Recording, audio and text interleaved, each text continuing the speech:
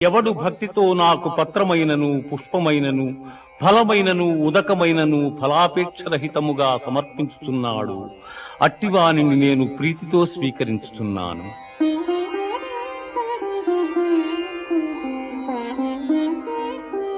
మన్మనాభవ మద్భక్తో మజ్యాజీ మాం నమస్కురు మామే వైష్యసి యుక్త్యేవా ఆత్మానం మత్పరాయణగా.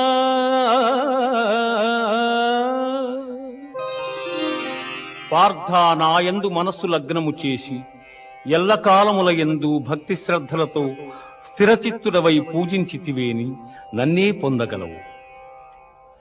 ఇది ఉపనిషత్తుల సారాంశమైన యోగ శాస్త్రమున శ్రీకృష్ణుడు అర్జునునకు ఉపదేశించిన కర్మ సన్యాస, ఆత్మ సంయమ, విజ్ఞాన